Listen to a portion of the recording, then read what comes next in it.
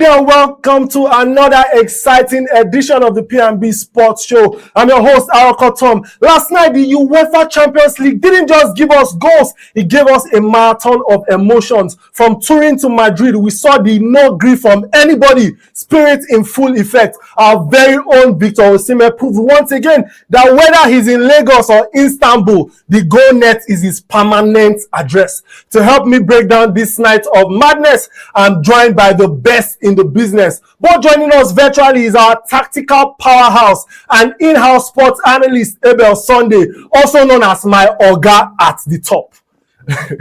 Welcome, Mr. Abel. Good morning, Tom. Thank you for having me this morning. Good morning. And from the heartbeat of the nation, Edo is a man who turns every match into an analytical miracle. I call him the abracadabra of sports himself, Ero John. Ero, good morning. Tom, good morning. Your voice, you don't sound lively. I don't know what is happening. Is it has Chelsea broken your heart or something? I don't love the UK games. I don't love the Niger games. Okay, but I think for a fact, I just hope that all the hustle from yesterday didn't stop people from catching the Osimhen masterclass. Not at all. Not at all. Okay, fantastic. Well, let's get right into it. I think yesterday we saw an amazing performance from Juventus, but then again we saw a masterclass, coming in from Galatasaray and the goal coming in from Victor Osimhen. Juventus pulled away at first, Abel. We saw them coming in with about 3-0 at first. Then later on, we saw somebody, he came in and he said, I'm not going to agree for anybody today. And that man was Victor Osimhen. In your own opinion, how do you see his performance, especially considering the fact that they have qualified to the next stage after winning in the aggregate? Yeah, Osimhen is a player that you can never write off. I beg your pardon. He's somebody that gives all, even when he is in lowest, he still gives everything that he has to give. Even when the team is not performing, he still gives everything.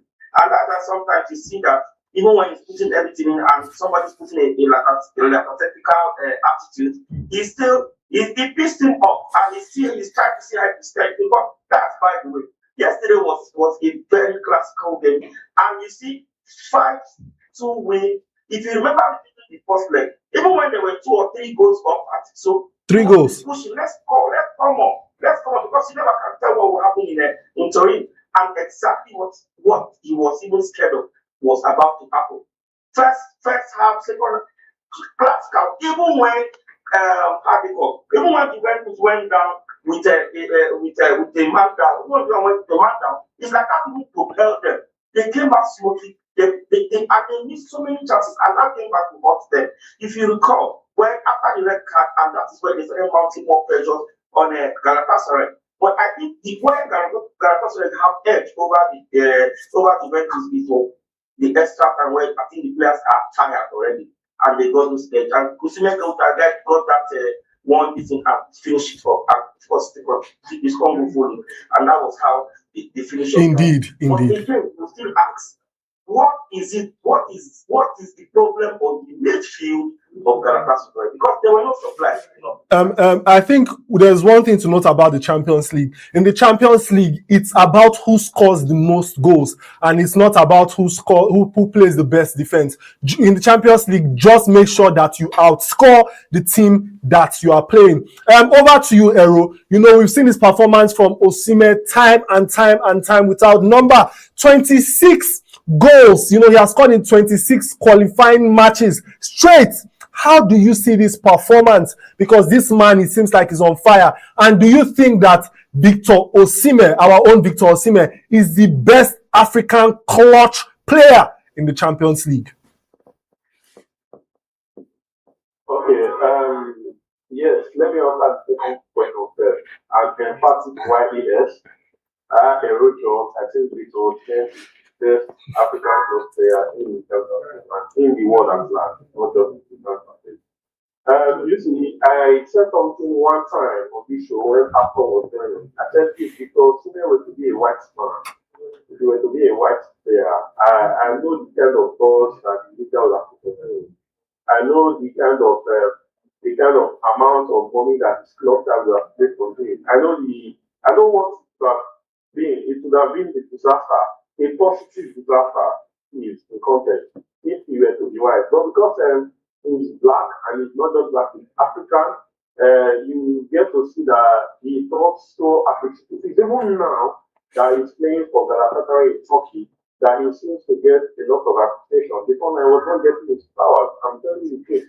Despite everything that he did for Napoli, he was not giving the Napoli player or the Italian player of that season. Despite leading them to winning the title after over 40 years. So Victor Osimhen is a very good player. There's one thing that I like so much about him. I think it was on the show with Adebel that I mentioned that. I like the fact that he doesn't just play to play. He plays with passion. And the passion is very evident. It is very evident since in the way he plays.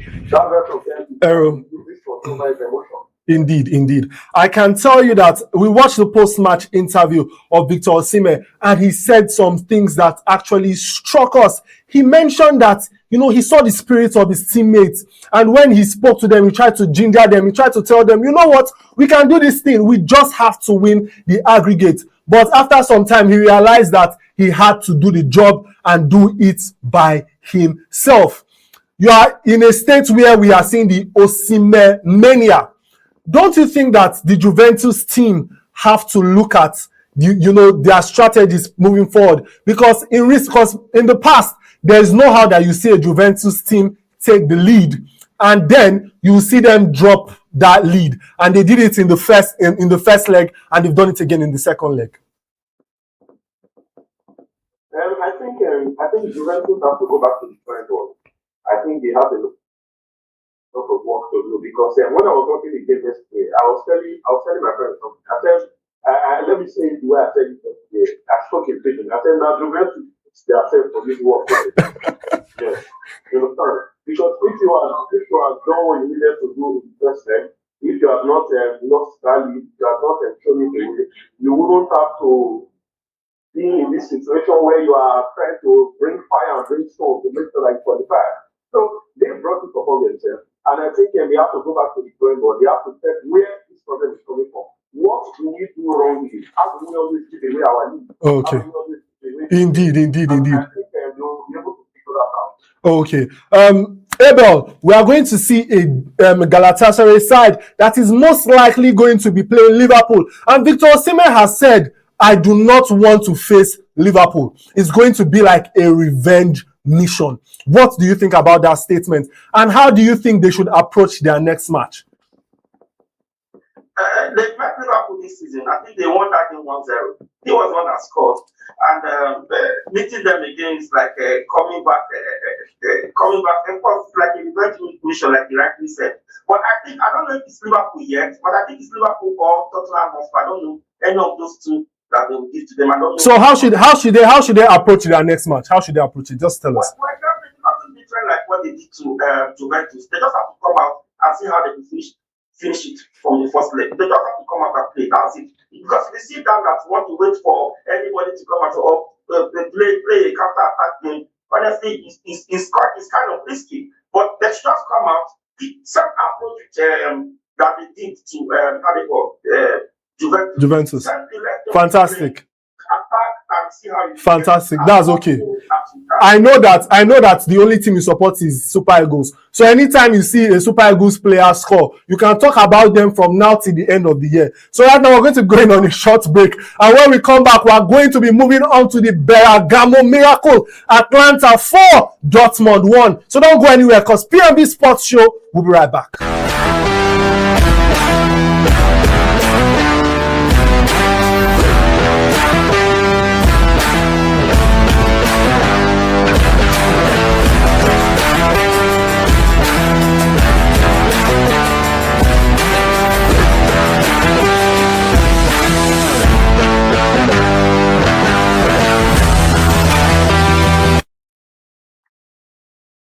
Welcome back to P&B Sports Show. I remain your host, Aroko Tom. And obviously, I'm still not here alone. I'm still with my Oga at the top. But it seems like Ero's network has pushed him away and we will be expecting him to come back. Let's move right into it. Atlanta 4, Dortmund 1. Abel, we saw a Dortmund side that already came in with a 2 lead in the aggregate. They had a cushion with the 2 lead in the aggregate. But later on, we saw how they played. We saw them, lose 4-1 to Atlanta. What do you think about this? How do you think that they lost the grip of this whole lead? Yeah,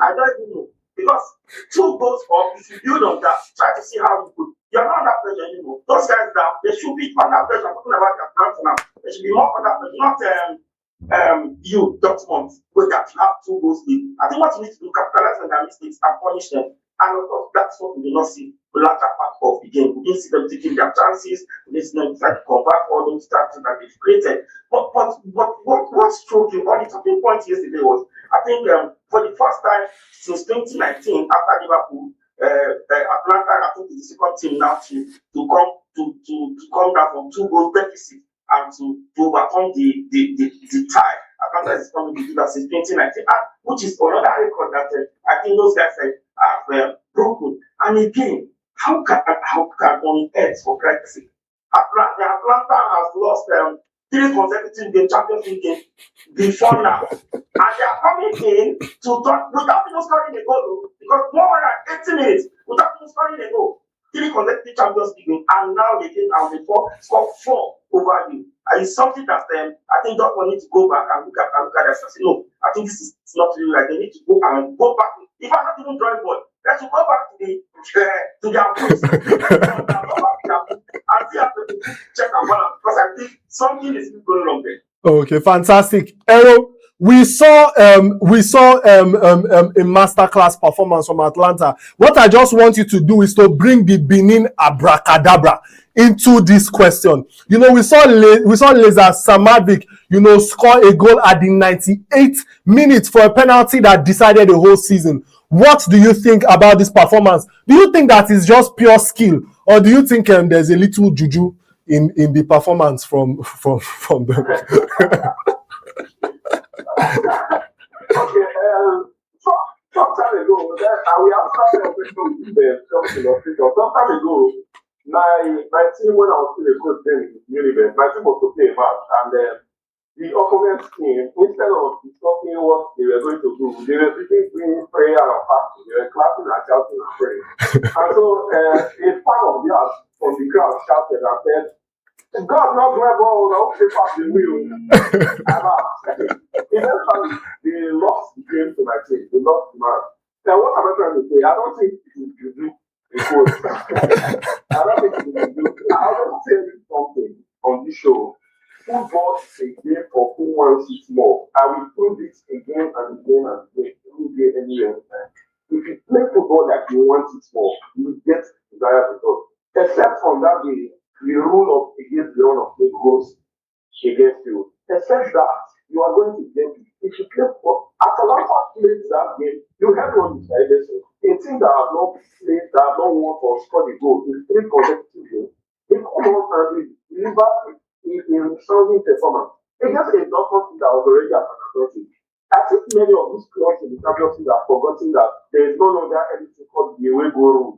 Where you can score just 1 goal, you go and sit back because you know that you already have the analysis, you already have the 2 goal advantage. Yes. They forget that every goal matters right now in the Champions League. If you like to win 4-0 at home or away, if you come to the person's house and they give you 5-4, you are out of the competition.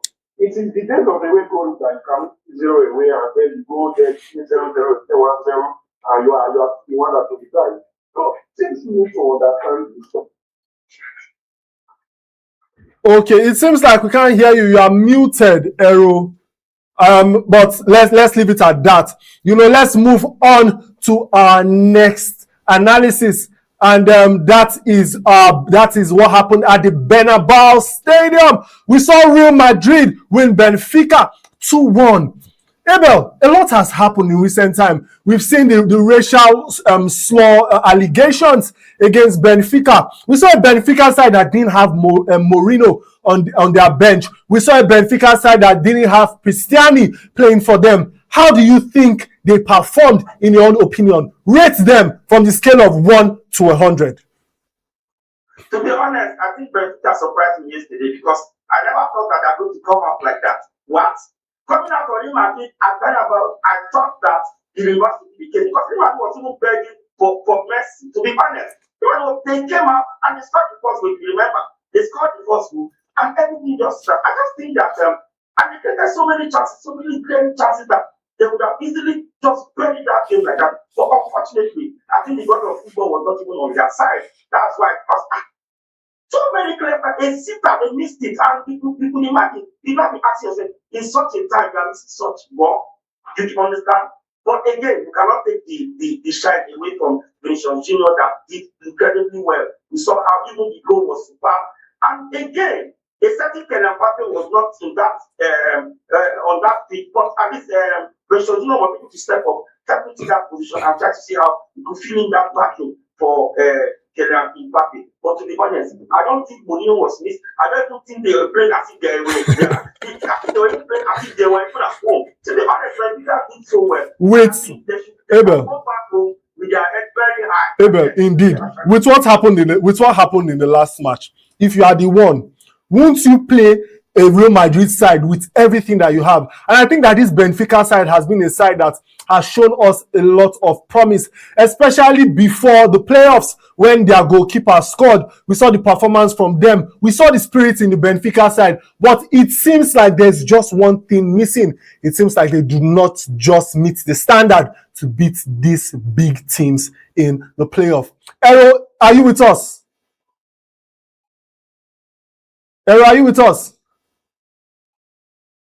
It seems like Ero is not with us, but we still have my Oga at the top. And my Oga at the top, we saw, like you mentioned earlier, you've spoken about how the gods of football were against the Benfica side. Let's talk about the gods of dreams. We saw Rafa Silva scoring first, for Benfica, and it seemed like he dared to dream. The Benfica side dared to dream, but it seems like Bernabeu is the place where dreams die so easily. Why does it feel like Real Madrid is playing with a cheat code on their team? No, I don't think it's a cheat code. I think, you can call it cheat code, but I think it's the mentality for me. I asked this question, I think 2 or 3 days ago, who have the most mentality to win this game? And that's what happened. The Madrid have the big game mentality. They settled down, they tried to they don't have so much chances, yes, but the ones they got, they were able to convert it, which is football for you. If you have 100 chances, you're not converting, you have one and convert, I win the game. So I think Real Madrid were very decisive on their attack, and they made sure that when they get that opportunity, they just killed it. I think Ero is back. Ero, are you with us? Yes, I'm with you. What happened? Are you in Chad? Are you in Benin? Where are you? Okay, Edo is shining. No problem. Okay, so he's not in the GCFR. Okay, let's get right into it. So we saw Tchouameni and Vinicius secure the win. We've seen this performance from Vinicius over time. It seems like Vinicius, after some time, we've seen him to be the villain. But in recent times, he's the man that has been saving the Real Madrid side in these knockout moments. Would you rather have Vinicius Junior on your team, or do you think that there is anybody that surpasses him on this Real Madrid team?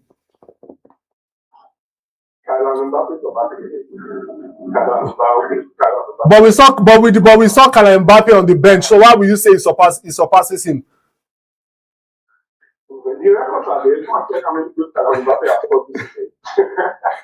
You cannot. Vinicius is a very good player.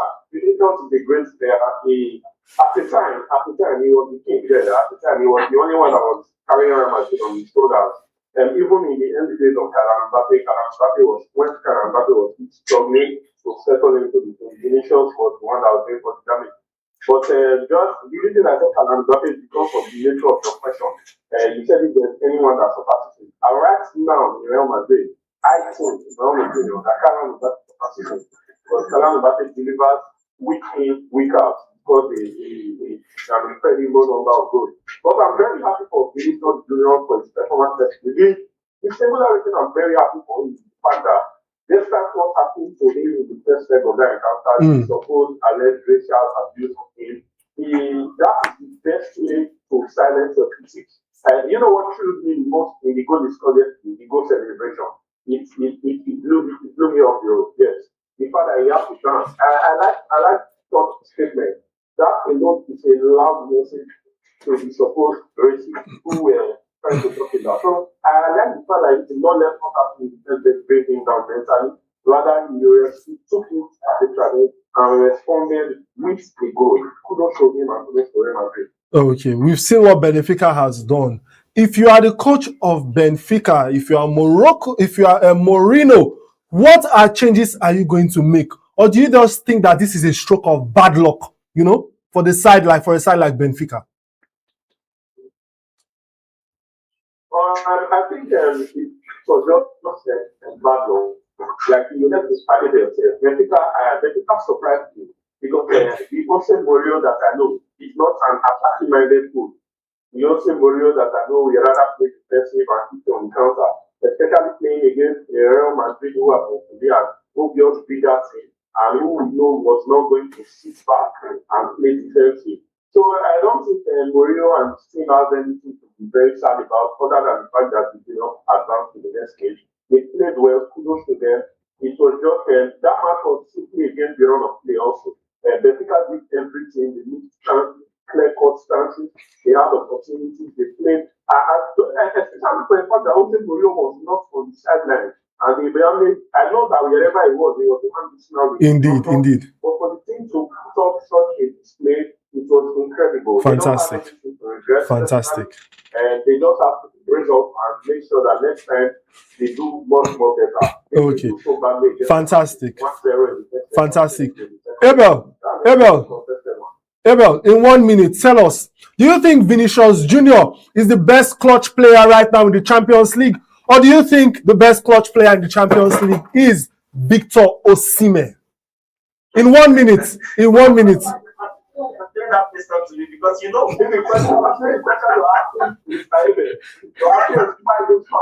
So who is the best clutch player in 1 minute, Abel? Imagine who I'm going to pick. Even if I close my eyes, you know who I'm going to pick. Who are you going to pick? Tell football fans. Tell football fans, who are you going to pick? You know if Victor Osimhen anytime, any day. Okay.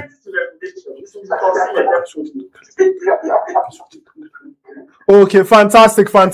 Obviously, a Super Eagles fan, so we expect nothing less from you. Hello, John. Who is the best clutch player right now in the Champions League? Victor Osimhen or Vinicius Junior? I think we have Lukman in the mix as well. I will go with Victor. Okay, we go with Victor Osimhen. Lukman is just coming up. Lukman is a new thinker. Okay, Lukman is a new taker. We should leave it for the old takers. Right? Fantastic. No, that's amazing. This is why we love having you people on our show. Okay. And that is where we blow the final whistle for today. Okay. It's okay, Abel. We know you love Victor Osimhen. And then that is where we blow the final whistle for today. For more insight, follow us on all our social media platforms. A massive thank you to Abel Sunday and to Ero John for joining us all the way from Edo State. Ero, keep the magic flowing in Benin City. Whether you are watching in Abuja, London, or New York, remember in football, it's never over until the 90th minute. Or in Atlanta's case, the 98th minute. I'm Aroko Tom signing off for P&B TV. Bye for now.